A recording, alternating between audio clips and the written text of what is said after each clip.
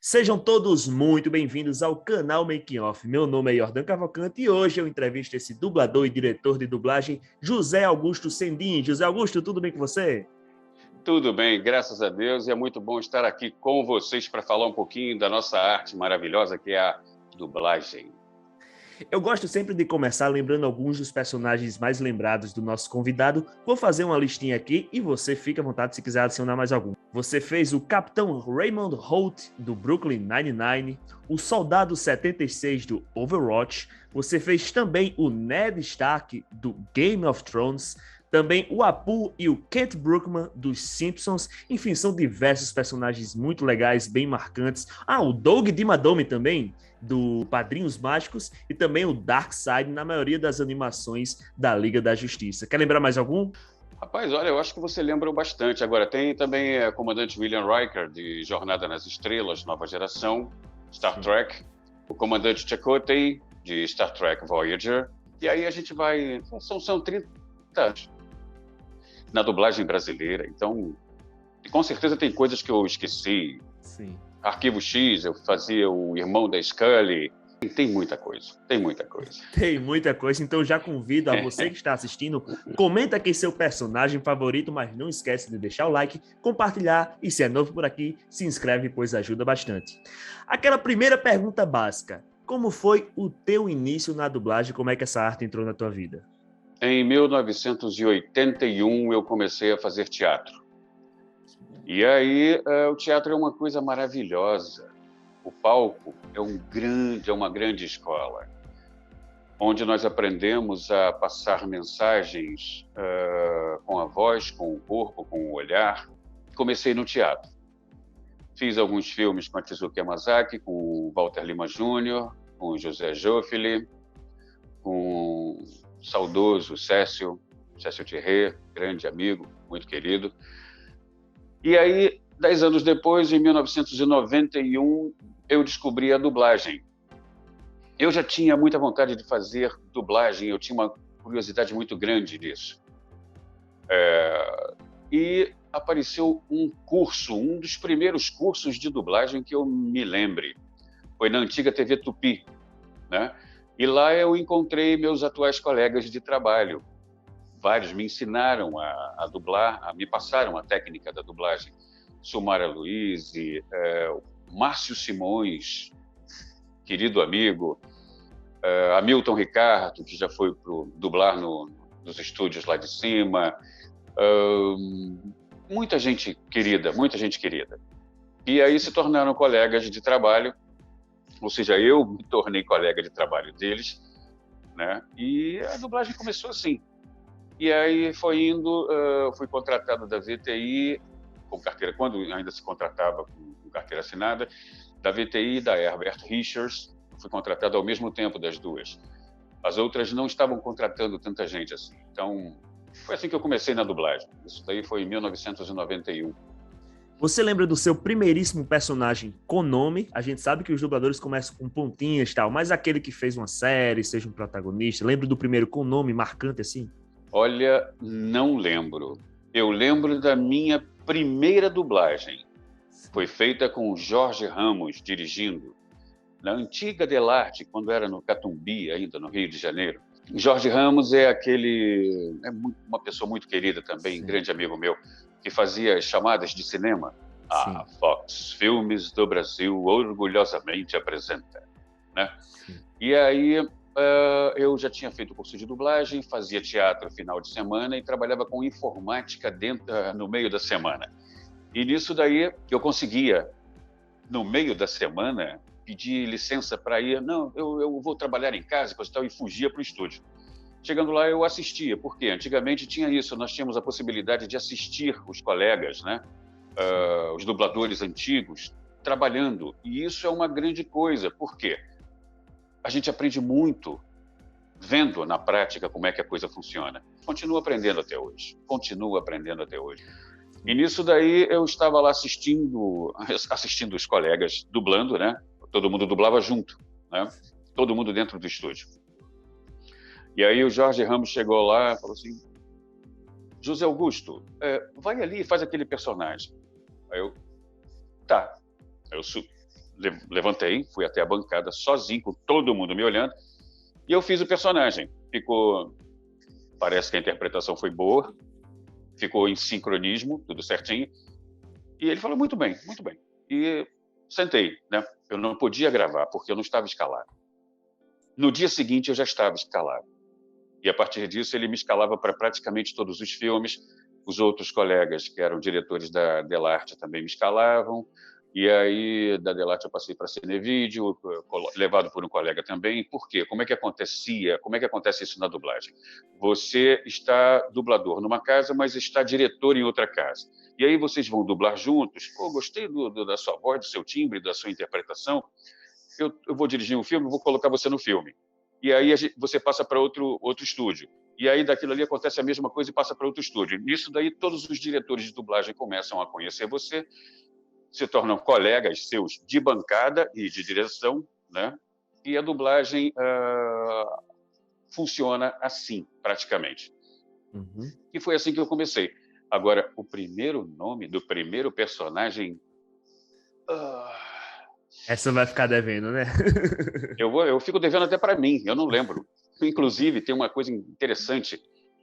Como eu chego no estúdio e faço um filme, por exemplo, um longa-metragem, a gente grava uma vez só.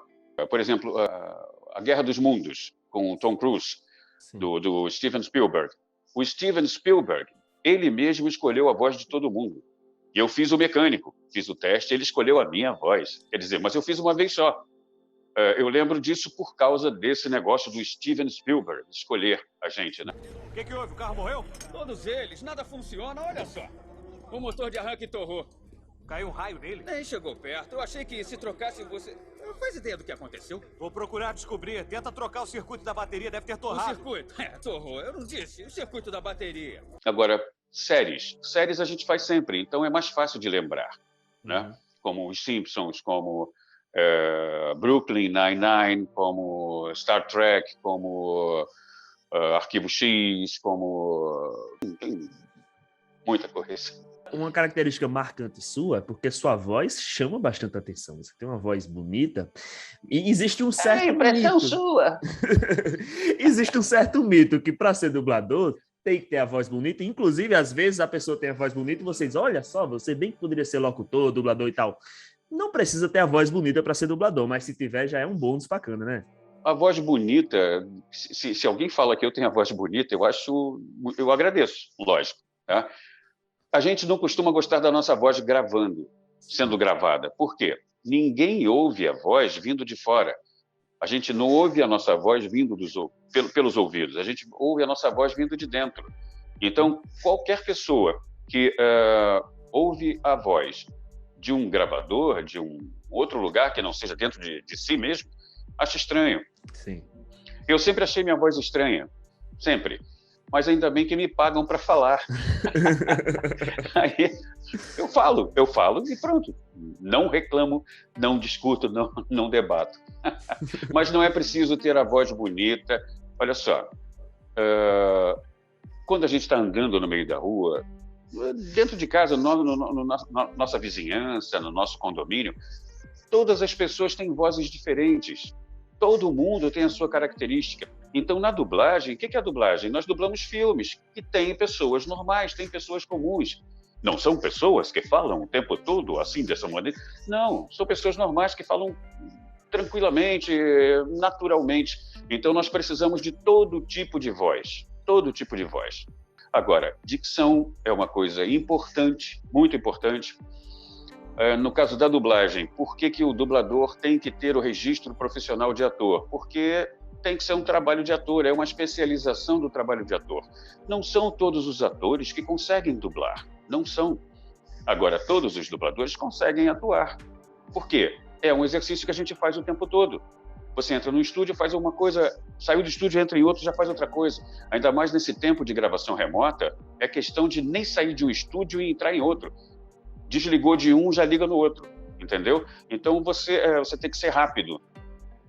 E a voz, a interpretação na dublagem não vem da garganta.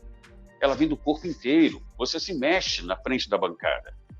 Isso daí a gente assiste, quando a gente está assistindo dublagem, um colega dublando, ele se mexe o tempo todo, né? Então, vem do corpo, não da voz apenas. Então, é interpretação. Não adianta também, tem muita gente que fala, olha, como você comentou, olha, você tem uma voz bonita, você consegue fazer o personagem tal, coisa tal. Imitações são coisas à parte, tá? Você tem que fazer a sua voz, a sua interpretação. Aquele personagem que está ali tem que falar com a sua voz. É o básico, é assim que funciona. Agora eu queria comentar sobre dois personagens de uma vez. Tava, como eu falei lá no começo da nossa listinha, do Apu e do Kent Brookman dos Simpsons. Os Simpsons tem uma coisa engraçada, porque se a gente for ver de temporada a temporada, até uma certa faixa, cada temporada era um dublador diferente para um personagem diferente, e eles iam mudando bastante e tal. Hoje em dia já tá mais organizado, os Simpsons têm personagens fixos realmente e tudo mais.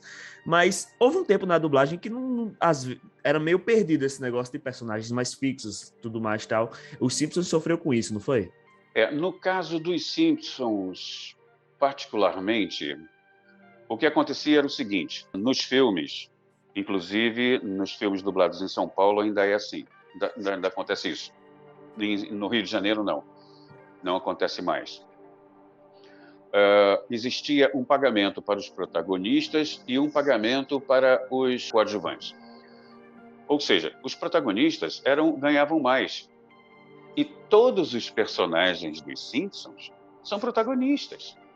Todos eles, mesmo que não apareçam num episódio, tal, ele aparece no outro, e aparece no outro, e aparece no outro. Você pode ver, você mesmo falou que eles mudam de vozes. Sim. Se fossem tratados como protagonistas, o orçamento ia estourar. Então, trataram como protagonistas apenas a família dos Simpsons. O Homer, a Marge, o Bart, a irmãzinha, coisa e tal. Todos os outros eram coadjuvantes, mas no caso de quando eu fiz o Apu, e outra coisa também que era uma característica, se você tem um personagem fixo numa série, você não pode fazer outro. Mas de vez em quando é necessário, até por falta de atores, de oportunidades, não sei, aí tem vários detalhes que não vêm ao caso nesse momento. Mas eu fiz o Apu, que ele falava assim, dessa maneira. Então era uma coisa um pouquinho diferente. E o Kent Brookman já falava de uma maneira bem diferente. Aqui é Kent Brookman falando diretamente de Springfield, da casa de Homer Simpson. Então são dois personagens que eu fazia eram totalmente diferentes. E eu fazia, o diretor pedia para eu fazia. No episódio tinha um, no outro episódio tinha um outro. Eu achava meio estranho, mas não tem problema, porque você muda a voz. É como os atores originais de Os Simpsons, que são pouquíssimos, e eles fazem todas as vozes e coisa e tal. Sim. Tá. Eu nunca me senti muito à vontade com essa situação, tá? Mas eu sempre me coloquei no lugar de peão, né? Tenho que obedecer, tenho família para sustentar. E muita gente que bate o martelo e briga por algumas coisas, hoje muitos acabaram no retiro dos artistas, ou qualquer coisa parecida, ou coisa pior. Em honra da chegada dos nossos amigos e inimigos estrangeiros, o Canal 6 está patrocinando um concurso para escolher a mascote olímpica de Springfield. A vencedora irá se juntar às famosas mascotes de Atlanta e ao vampiro de Montreal. Vamos falar do Raymond Holt, que é um dos personagens que eu gosto bastante, porque o Brooklyn Nine-Nine, inclusive, foi uma das séries que eu acompanhei durante a pandemia e me ajudou bastante nessa parte do entretenimento. E a voz do rapaz, assim, dá pra ver que ele é um cara muito sério, então ele passa muito imponência e tudo mais. E também, por ele ser um cara meio, como eu posso dizer, ele não se expressa tanto assim, às vezes, não dá tantas emoções diferentes, é muito sutil, né, a diferença das emoções que ele tá sentindo e tal. É um personagem desafiador pra ti? Como foi fazer ele? Não, até que não. Tem uma coisa que sempre aconteceu comigo, né? Já aconteceu várias vezes. Eu sempre fui escalado para fazer negão. Talvez por causa do timbre de voz, existia pelo menos uma característica, né, do negão de ter aquela voz assim pesada, né?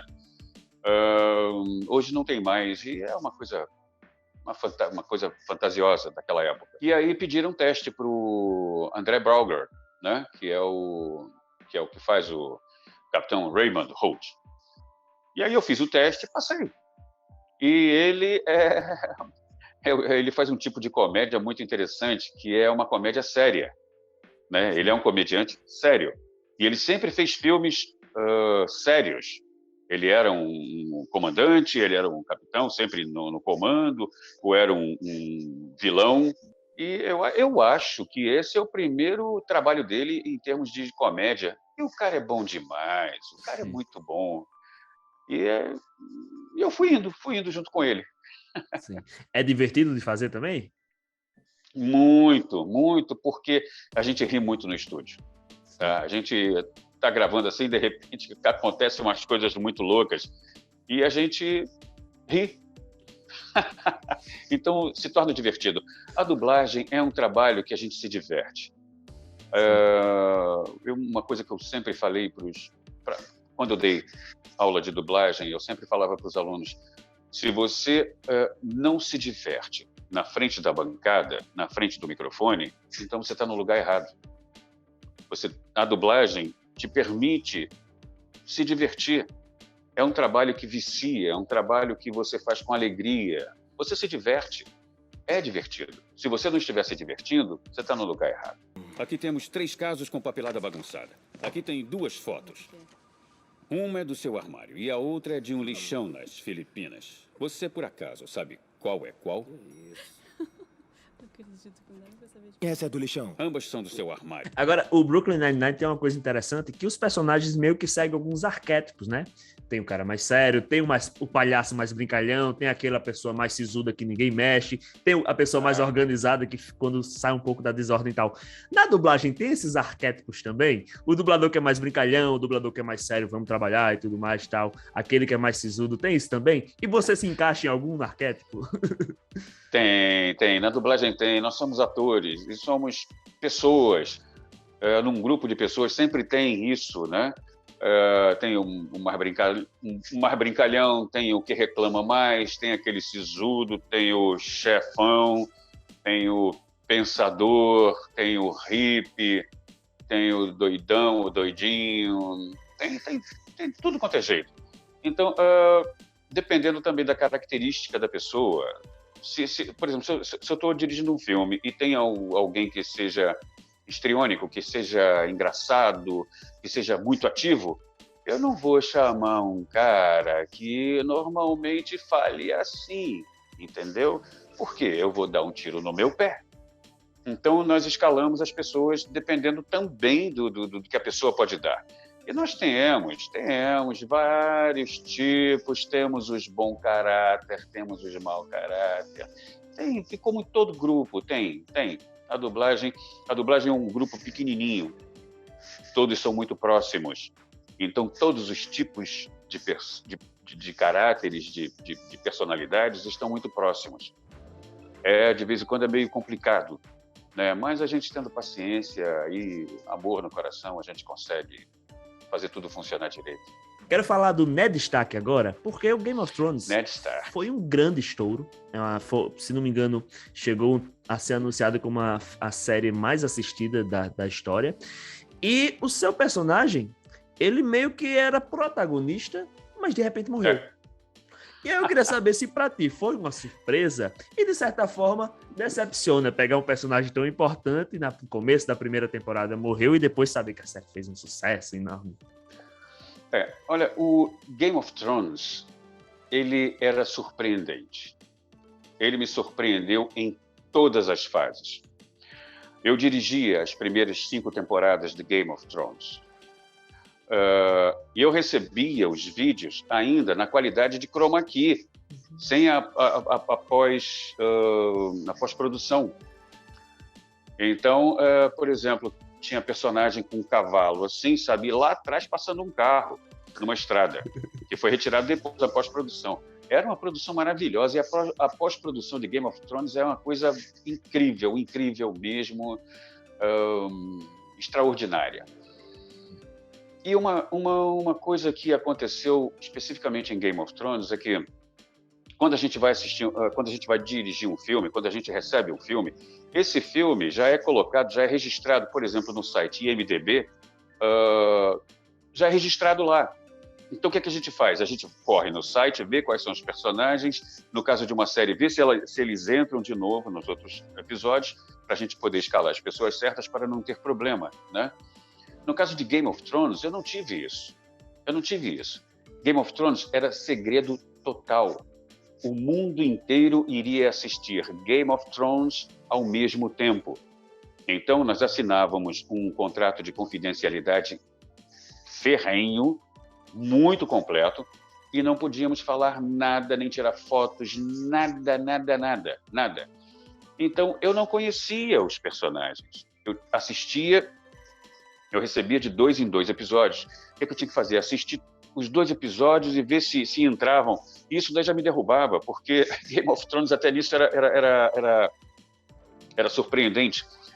Num episódio entravam os personagens, no outro entravam outros, nesse daqui entravam os que entraram nesse daqui entraram... Era uma bagunça, não era bagunça não, mas era surpreendente. E os roteiristas realmente surpreendiam. É tipo assim, olha só, você está construindo o caminho de um personagem, está começando a entender aquele personagem. Estou falando agora como telespectador, como fã. Eu estou começando a entender aquele personagem, aí chega num momento, o roteirista troca a chave do personagem, ele sai daqui, começa a vir para cá. Aí, por exemplo, um personagem, você falou especificamente do Ned Stark, Lord Eddard Stark. Ele estava no pôster principal, sentado no Trono de Ferro. Não tinha muitas opções de atores com voz pesada. E como ele não entrava muito assim, eu falei, bom, eu vou me escalar porque fica mais fácil. O outro de voz pesada que eu ia escalar para ele era o Márcio Simões. Mas aí apareceu o anãozinho, o Dinklage, né? E Dinklage, eu não lembro o nome dele, que fez o Tyrion, né? Tyrion Lannister. E ele tinha maior vozeirão. Pô, voz de anão não é assim. Voz de anão é uma coisa mais ou menos assim. E eu fiquei procurando, caramba, quem que está falando? O anãozinho que está falando, mas com essa voz. E aí ele tem um vozeirão, o ator que fez o Tyrion. Sim. E aí eu coloquei o Márcio Simões para fazer, ficou perfeito. Até hoje o Márcio Simões faz aquele ator de uma maneira maravilhosa. Sim. Mas também o que botar Márcio Simões fica perfeito, não tem o que fazer, né? O Márcio é meio camaleão, realmente ele é ótimo. E pessoa querida também, muito. E aí, no caso do Lord Eddard Stark, eu me coloquei para fazer, falei, bom, vou fazendo porque tem a vantagem, né? Eu já faço o meu personagem, já adianta o filme. Né? Então, isso daí já é um esquema também, uma estratégia para a gente poder adiantar, não ficar preso aos personagens. Que é um desespero, quando você vai fazendo personagens, quando você vê que, caramba, ainda tem muitos personagens para serem feitos, aí você vai escalando, fica 5 dias fazendo um episódio só, era complicado. E aí, de repente, no 9º episódio da primeira temporada, ele corta a cabeça dele. Eu achei uma covardia, sabe? Por quê? Se você cortar o braço, cicatriza, você continua trabalhando. Se cortar uma perna também, se cortar uma orelha, mas se for escolher de cortar logo a cabeça do bichinho, do cara lá, aí tiraram a minha alegria todinha. Mas isso daí também foi até interessante, porque eu acho que foi ótimo, eu acho que nada acontece por acaso. Foi ótimo, entraram outros personagens com dubladores, colegas meus maravilhosos, eu acho que deu para brincar bastante, deu para fazer um trabalho bem interessante. É uma grande honra servir nos Guardiões da Noite. Os Stark guarnecem a muralha há milhares de anos. Você, Stark, pode não ter o meu nome, mas tem o meu sangue. E no final da série, eu fiz o Lord Martell, que é o Alexander Siddig, que é um personagem, é um ator que eu faço também. Fiz em Seriana, fiz em outros filmes. Então, opa, é ele, eu vou fazer. Meu personagem, acabei fazendo. Só que ele eu já faço com uma voz mais suave, né? O Eddard Stark tinha uma voz mais forte, ele é uma voz mais suave. Foi chato quando o Game of Thrones foi para outra casa e acabou tendo outros dubladores, a dublagem mudou completamente da 6ª para a 8ª temporada? O chato né? Quando a gente perde um trabalho, sempre é chato. seja qual trabalho for. No caso do Game of Thrones, já era uma coisa que a gente estava convivendo há 5 anos. Havia um carinho, havia um resultado, uma resposta dos fãs, e era um trabalho que a gente tinha um carinho muito, muito grande em fazer, um cuidado muito grande em fazer. Nisso, aconteceu de ir para lá, tá? Tudo bem, isso daí é uma coisa que acontece devido a problema comercial ou estratégia comercial, não sei, isso daí acontece, e aconteceu já em várias outras séries. A única coisa chata também, bom, chato isso porque nós perdemos, né? E uma coisa que eu notei como resultado disso daí, os fãs falando, é que eles perderam totalmente a noção dos personagens. Né? Os colegas de São Paulo, conheço vários, são queridos colegas, eles não têm culpa nenhuma, deram trabalho para eles, o cara vai falar que não vai fazer. Não, é besteira, isso é um trabalho. Apesar de ser artístico, coisa e tal, nós somos seres humanos, temos fome, temos família para sustentar, é um trabalho, nós somos trabalhadores, não estamos de onda, não é um bico, é a nossa profissão. Então eles têm que fazer, eles têm o trabalho deles. Mas, por exemplo, é uma coisa que assustou, né? Chateou, sim, lógico que chateou. E chateia eles também quando vêm para o Rio. Então, é uma coisa que acontece. Sim. No caso de Game of Thrones, especificamente, os fãs, isso daí eu vi muito, mandavam mensagens para mim, fãs que tinham deficiência visual, que acompanharam a série todinha pela voz dos personagens, se perderam totalmente. Não sabiam quem estava falando. Sim. E aí, esse é um dos piores problemas quando uma série muda de praça, né? Além dos dubladores daquela praça deixarem de fazer aqueles personagens, os fãs ficam totalmente perdidos. Uhum. Mas isso é uma coisa também que acontece dentro de próprios estúdios, sabe, por politicagem, por ego. Não, aquele fulano de lá, aquele cara dali passou perto de mim, pisou no meu pé, não vou mais escalar. E aí vem uma sequência daquele filme que a gente fez e a gente não é escalado, e a gente vê assim, mas fui eu que fiz aquele personagem, não estou fazendo. Motivos tem vários. Como em qualquer coisa, tem coisas boas e coisas ruins, né? Tem alegrias, tem felicidade, tem coisas tristes também. Por exemplo, perder um colega que estava contigo na bancada. Acontece, é um trabalho. A dublagem é um trabalho, como outro qualquer, apesar de ser muito especializado. Porque para um país com 210 milhões de habitantes, nós somos 1.000 pessoas. Sim. Na dublagem, 600 atuando todos os dias. Eu acho que é uma coisa bastante importante a dublagem brasileira, apesar de vários. Não gosto de ver dublado, mas aí ver legendado. Para mim, desculpe, é pobreza. Sabe, eu vejo legendado é melhor do que dublado. Pô, a legenda não diz tudo que o cara está falando, e muitas vezes o tradutor que fez a legenda estava com dor de barriga e escreveu errado na legenda. O cara fala uma coisa, na legenda está escrito outra. Eu entendo o inglês, então quando eu boto um filme assim e tem legenda, o cara fala uma coisa e na legenda está escrito outra, me dá um tilt aqui dentro. Aí eu tiro a legenda. Né? Aí eu prefiro escolher o filme dublado, porque um filme, quando está bem dublado, você não nota que ele está dublado. Sim. É como o ar, você só nota que está respirando quando o ar está com fumaça, está com um cheiro ruim. Né? Então, quando a dublagem está ruim, você nota que o filme está dublado. Quando a dublagem está boa, você aproveita o filme, você assiste o filme. Sim. E a dublagem brasileira, olha, em termos de comparação, sim, com o resto da dublagem que nós temos no mundo, ela é muito bem feita. Temos, como em qualquer lugar, temos os porcalhões, mas na grande maioria ela é muito bem feita. Eu, como fã, adoro quando os estúdios tentam sempre conservar as vozes originais, seja em conteúdos paralelos, ou seja também em séries longas, sempre mantenho, porque às vezes, como o próprio Game of Thrones, tem diversos personagens e a gente reconhece mesmo pela voz. Porque ele é um figurante, tá aparecendo ali e tal. Aí, às vezes, eu pego o personagem, não, aquele é o Márcio Simões, aquele ali é o Mauro Ramos. Não é necessariamente o ator que tá fazendo. Agora, já falando nisso, em processos de redublagem, mudanças de praças, você, em quase todas as animações, fez o Darkseid, um vilão icônico da DC, e, de repente, os fãs foram surpreendidos com esse Batalha de Apocalipse, que foi uma animação cujas vozes foram quase todas, quer dizer, completamente alteradas. Então, a gente tinha um Superman, que não era o Guilherme Briggs, a gente tinha um Lanterna Verde, que não era o Felipe Maia, a gente tinha vários personagens e, de repente, aquela confusão. Quem são esses dubladores? Quem são essas vozes? E tudo mais.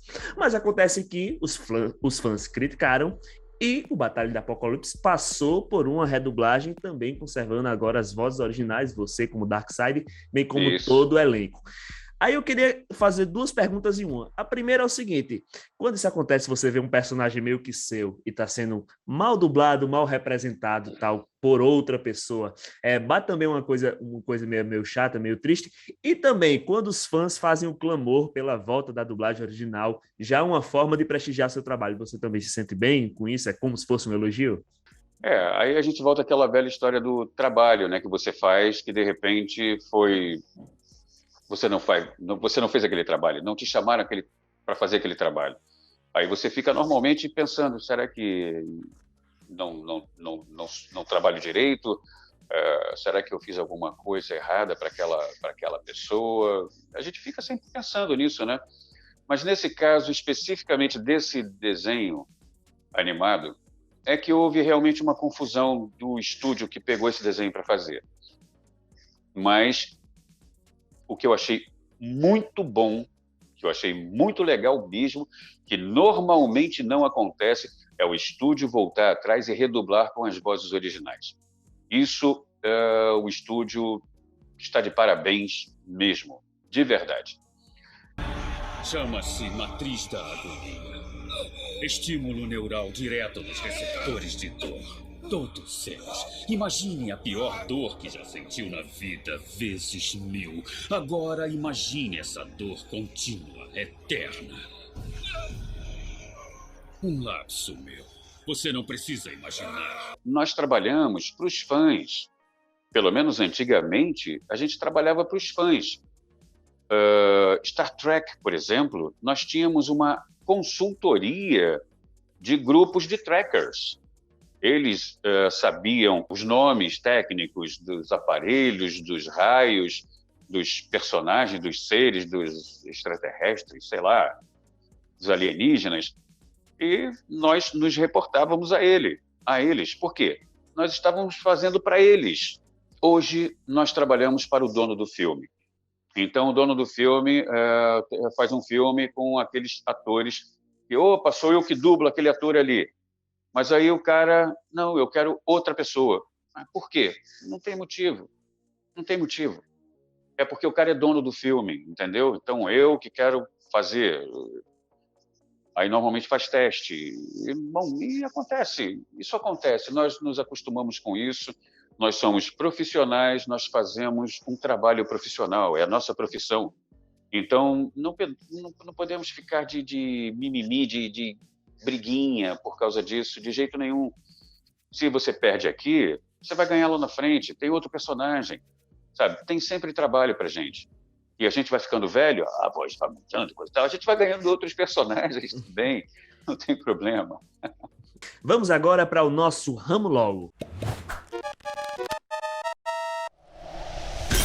Um ídolo. Jesus. Um hobby. Dublar. Um ator inesquecível. Caramba, tem tantos também. Tem tantos. Tem atores maravilhosos. Os atores ingleses são maravilhosos. Eles são maravilhosos. A interpretação deles é incrível. Vem das entranhas. Tem vários também. Tem vários. Uma obrigação chata. Falar não, mas necessário. Sim. Um tipo de presente que você adora receber. Aquele que eu gosto. Pergunta aleatória. Que característica de algum personagem seu você adoraria ter? Do Lord Eddard Stark. a sinceridade dele e a honestidade extrema. Sim. Só que eu sou um pouquinho mais brigão do que ele, por incrível que pareça. Mas o Ned Stark também vive perdendo a cabeça, né, o cara? Não, perdeu uma vez só. Eu já perdi várias. Esse foi José Augusto Sendin. José Augusto, muito, muito obrigado pelo seu tempo, pela sua paciência, por ter cedido essa conversa com a gente. Adorei o papo, um papo muito legal. Aprendi muita coisa agradeço. com você. E eu queria deixar esse espaço para você deixar uma mensagem final aqui para nossa galera, seus fãs que estão nos assistindo. Poxa, é um grande prazer estar aqui com vocês. É sempre muito bom conversar com vocês, que são fãs dos personagens que eu faço e são fãs do meu trabalho. Não digo nem de mim, mas do meu trabalho. Eu faço para vocês. Eu gravo para vocês. Eu faço os personagens para vocês. Então, se alguma coisa não está agradando, podem falar comigo, não tem problema nenhum. Tem várias maneiras de me achar por aí. E assistam filmes dublados. A dublagem, antes de mais nada, ela faz uma manutenção muito, muito importante da língua brasileira, da língua portuguesa, especificamente a língua brasileira, português brasileiro. Tanto que nós aqui gravamos várias produções, novelas mexicanas para Angola. Eles gostam do nosso português. Mas a língua portuguesa, na América Latina inteira, só é falada no Brasil. E a dublagem é uma das coisas que mantém a língua brasileira, mantém a língua portuguesa. Isso que, inclusive, nos força a falar o português corretamente, a não ser que o personagem permita a gente falar o português errado. Assistam filmes dublados. Não tenham vergonha da sua língua, que é uma das mais difíceis do mundo para serem faladas. Nós somos mais ou menos 280 milhões de falantes da língua portuguesa.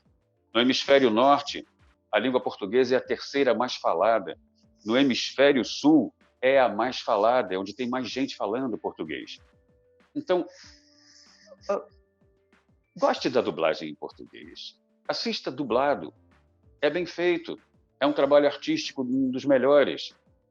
A língua portuguesa é importante. E você que fala português, cara, você não sabe a importância que você tem no mundo inteiro. É um grande prazer estar aqui com vocês no canal Making Off e pode contar comigo para o que precisar, tá bom? Estou por aqui, eu trabalho para vocês. Redes sociais do José Augusto estão aqui na descrição, então dá uma olhadinha, vai lá deixar seu carinho para ele, nada de pedir áudio, vai deixar carinho, vai deixar amor, vai elogiar os trabalhos dele, e é isso, se gostou, deixa o like, compartilha, se inscreve no canal, ajuda muito, é de graça e você só tem a ganhar. Um forte abraço a todos e até a próxima!